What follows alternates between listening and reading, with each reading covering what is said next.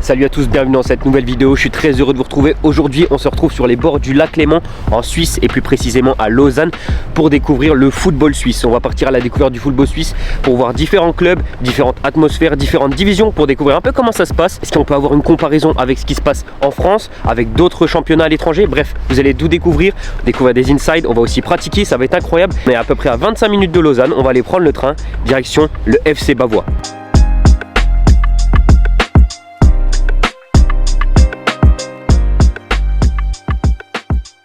Bon les gars, je suis bien arrivé au FC Bavois, derrière moi, club de 3e division ici en Suisse pour cette première vidéo à la découverte du football suisse. Il fait encore un peu jour, on est vers 17 h là. Donc ce que je vais faire, c'est que je vais prendre le drone, je vais faire quelques images comme ça on peut voir un peu les terrains aussi quand il fait encore jour au milieu des montagnes, c'est magnifique, donc c'est parti.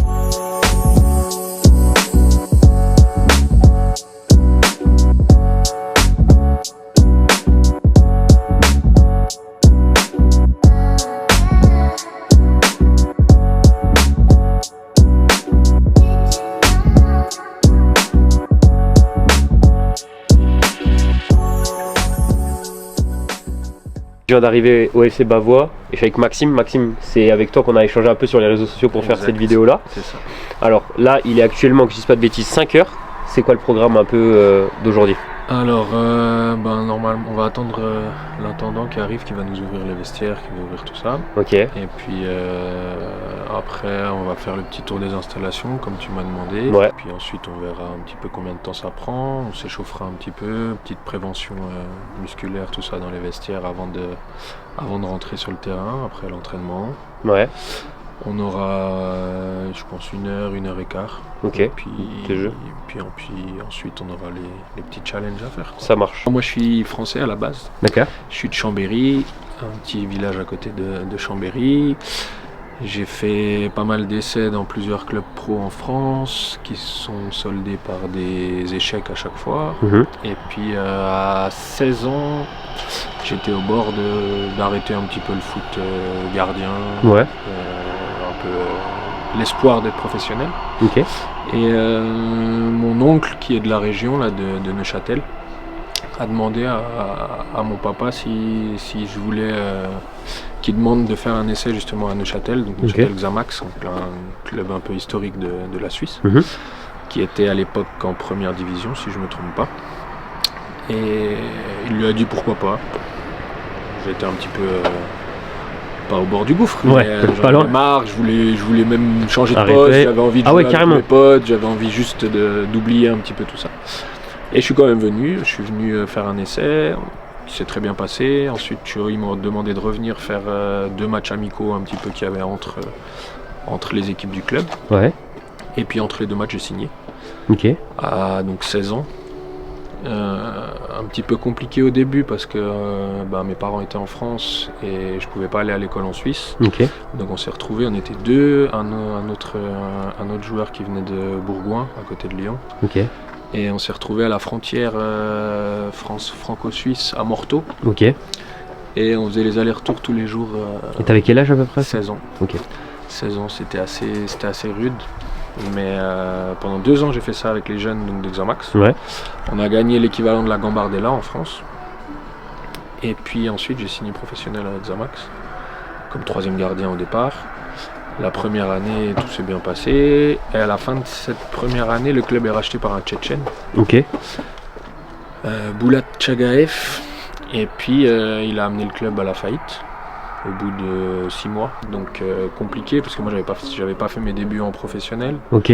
J'avais pas d'agent. Donc, tu signes un contrat, mais tu joues pas, quoi. Je signe un contrat 3 ans de 3e gardien, en gros, à la base. Donc, je joue avec la réserve, mais pas avec les professionnels. Je fais des bancs, je fais des apparitions comme ça en match amicaux, mais pas en match officiel. Okay.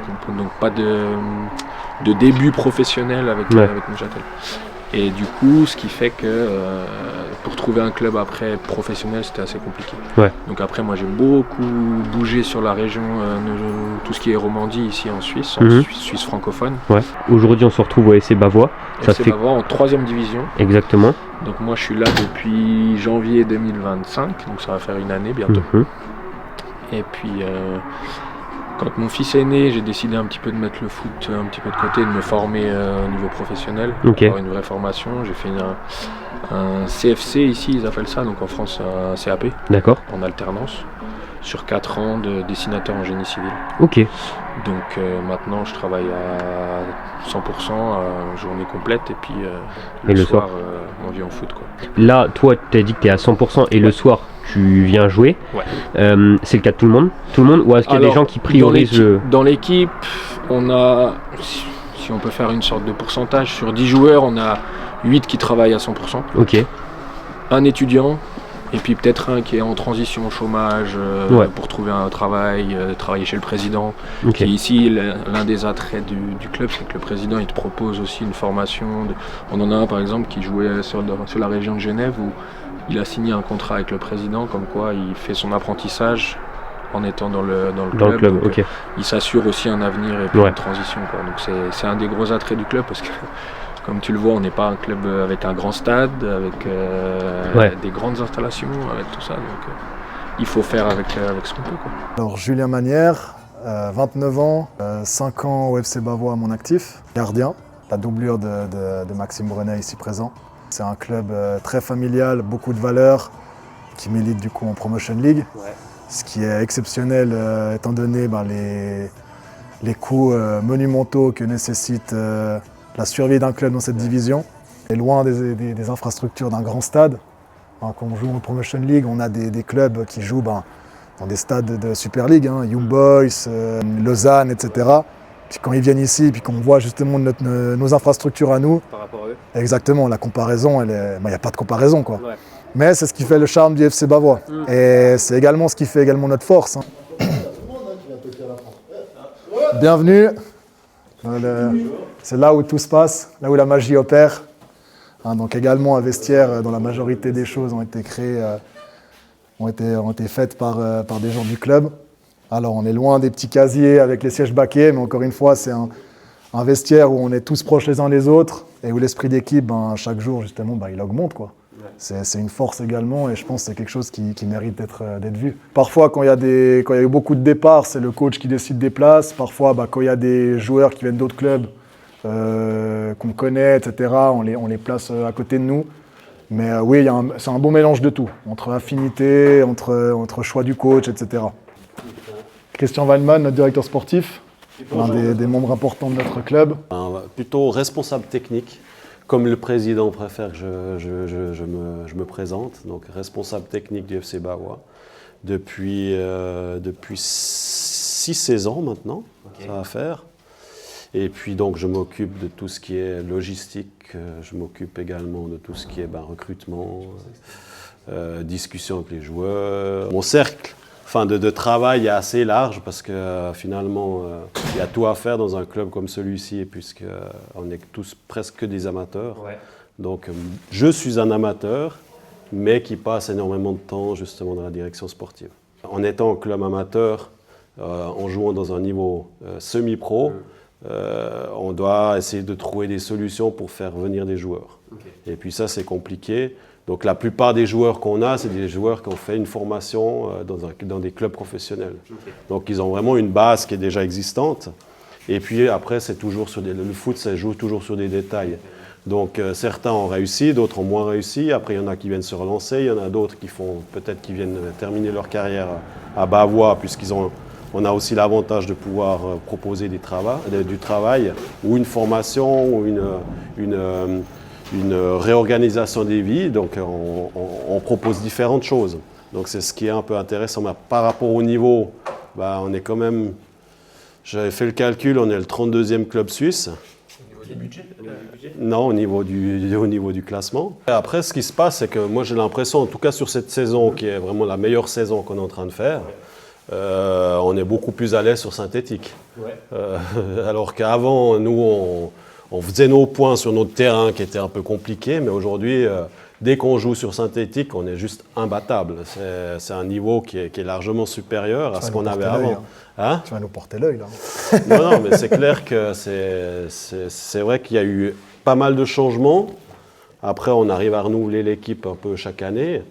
Et voilà, le foot moderne se joue maintenant de plus en plus sur synthétique aussi. On n'a plus ces combats sur des terrains gras. Voilà, les gens préfèrent maintenant presque jouer sur du synthétique que de jouer sur des terrains comme on a ici, quoi.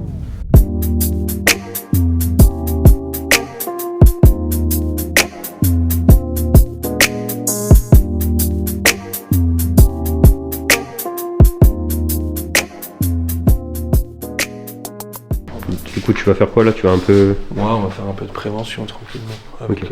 d'autres joueurs qui sont déjà là. En attendant que tout le monde arrive. Non, mais après, il faut jouer, quoi, c'est clair.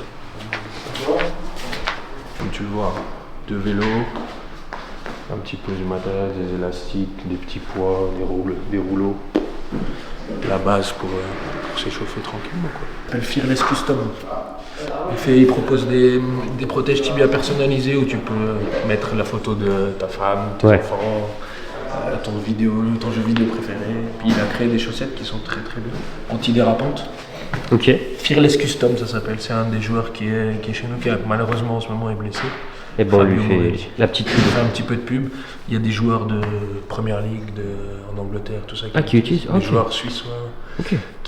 c'est vraiment, non, c'est des bons produits. Donc. L'aspect synthétique pour un gardien, est-ce que c'est plus dur que sur gazon ou comment tu vois un peu la chose? Est-ce que ça te fait, c'est plus douloureux, etc. Moi, j'ai été formé sur synthétique. Ok. À Xamax, justement à Neuchâtel.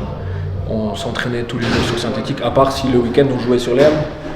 On adaptait la semaine à mettre quelques entraînements sur l'herbe pour pouvoir être prêt le week-end. Mais sinon, moi j'ai été formé là-dessus. Pour moi, c'est plus simple de jouer sur synthétique. J'évite tout ce qui est foire au bon. J'évite tout ce qui est passe-en-retrait avec une saucisse qui m'arrive à la hauteur du genou. Ouais. Pour moi, je préfère jouer sur synthétique. Ok. Parce que j'ai un jeu qui est un petit peu plus axé sur aussi le jeu au pied. Jeu au tout pied, ça. ok, d'accord. J'ai aucun problème à jouer sur synthétique, au contraire. Ok. Au contraire. Mais c'est clair que une semaine de travail sur le synthétique, une semaine de travail sur l'herbe, on voit la différence au niveau des plongeons, au niveau des répétitions. Parce que pendant un match, il ne faut pas se leurrer, on va plonger peut-être, si on est beaucoup sollicité, 4-5 fois. À l'entraînement, en un exercice, on a déjà plongé 4-5 fois de suite sur le même côté, sur le même endroit. Et si on plonge sur un parking, c'est compliqué. Alors que là, sur l'herbe, c'est agréable. C'est vrai, ouais. On tombe, il n'y a pas de problème, il n'y a pas de. Puis à mon âge, C'est ce que j'allais dire. on remarque un petit peu plus les chocs à chaque fois. Donc, non, mais au niveau du synthétique, à part quand il l'arrose, c'est vrai que ça fuse, ça va un peu plus vite. Mais moi, j'ai pas de problème. J'aime bien ça, au contraire. Ça marche. Bon, je vais te laisser finir de te préparer sur le terrain. Il me reste à peu près un quart d'heure, donc on va aller voir cette fameuse tribune principale sur le terrain d'honneur. Vous vous doutez bien qu'ils s'entraînent sur le terrain à côté, le terrain d'entraînement tout simplement, qui est utilisé que pour les entraînements et le terrain de match que pour les matchs, c'est logique. Dans la tribune, à les Bavois, je pense qu'on a à peu près une cinquantaine, je dirais aller entre 50 et 60 places, je dirais, dans cette tribune principale, avec le terrain du coup qui est derrière, pas éclairé, vous vous doutez bien. Le terrain d'entraînement est juste là, derrière, donc on va aller regarder ce qui se fait. On va voir, il fait 3 degrés, donc c'est pas non plus incroyable, mais il n'y a pas de vent et tout, donc les conditions sont plutôt bonnes, il fait assez clair, donc franchement j'espère qu'on va assister à un bel entraînement et qu'on va se régaler au niveau du football proposé.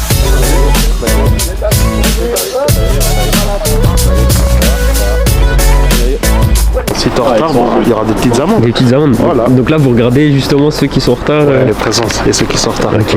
Et là il y en a qui vont avoir des amendes. Il y en a que ça va piquer un petit peu. Ah ok.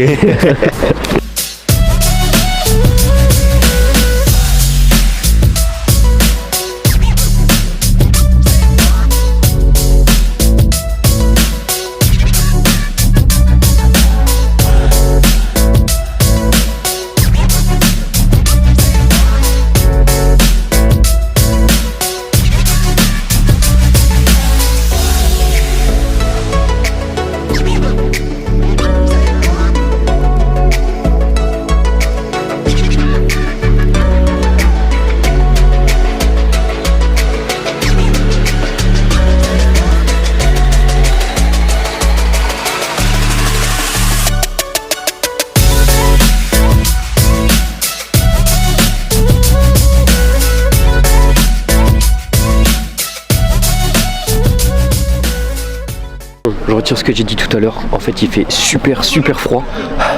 Vraiment très froid. Bon, on va aller suivre un peu à l'entraînement. Oh, les gars, là je me mouille pour vous. Hein. J'ai vraiment froid. Lâchez un like, abonnez-vous. On va aller filmer un peu. Hop, l'entraînement. Let's go. Oui. Bien joué ça. Oui.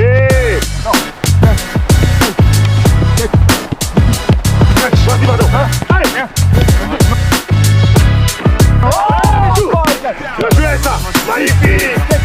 2, 3, 4, 5, 6, 7, 8, 9, 10, 11, 13, 14, 15, 16, 17,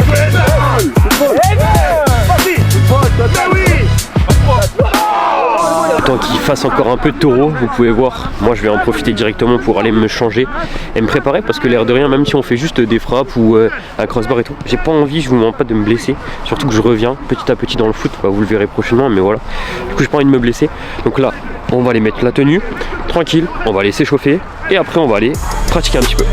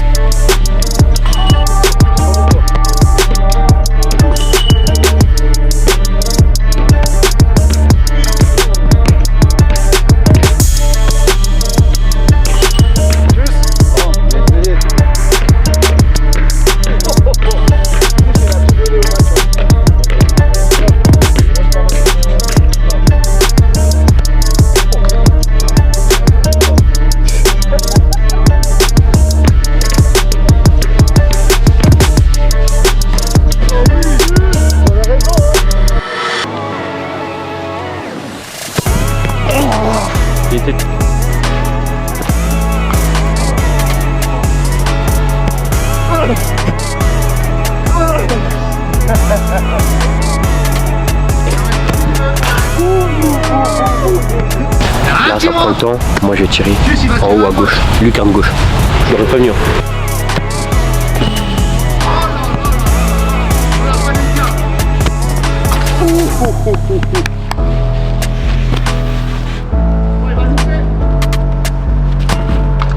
En force.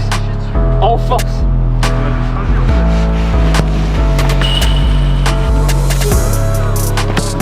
Oui. Il y a un robinet. Il y a un robinet.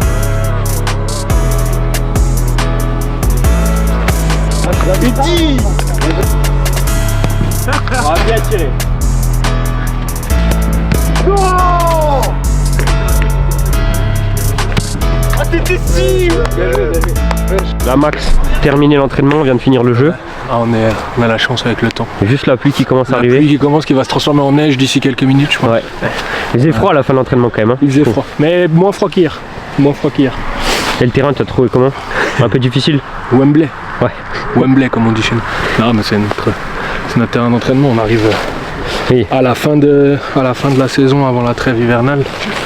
Le temps accompagne pas forcément. Ouais, forcément. Et puis, voilà, on a vu le dernier jeu qu'on fait en général le mercredi où ça joue. On fait ce qu'on peut. Ouais. C'est pour avoir un peu d'intensité, des duels, un peu de bonne humeur sur l'équipe qui gagne, qui peut chambrer les deux autres équipes pendant une semaine, et puis voilà.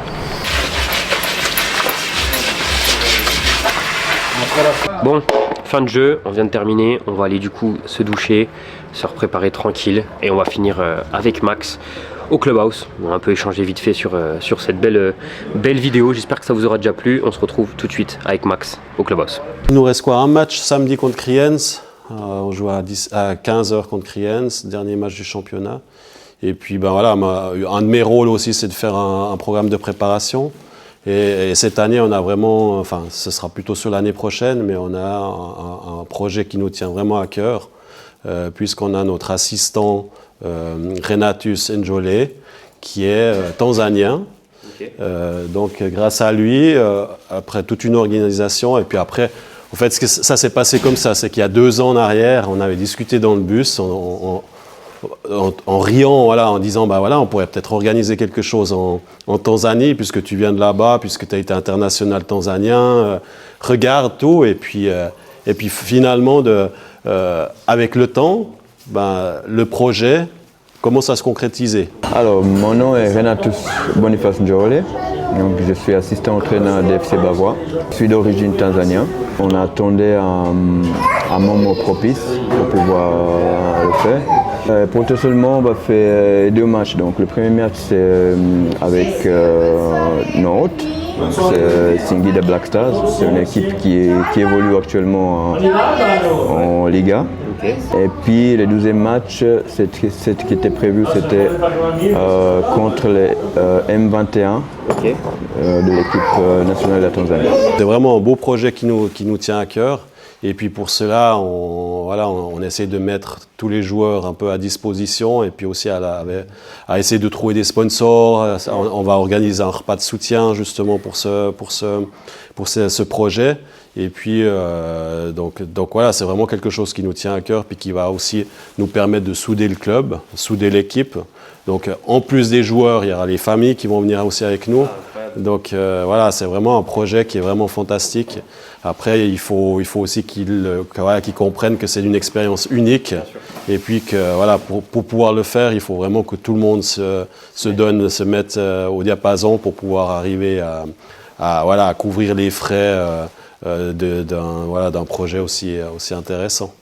Bon, du coup Max, on arrive à la fin de cette vidéo. Merci de m'avoir montré le club un peu, de m'avoir ouvert les portes aussi, de découvrir un peu ton univers.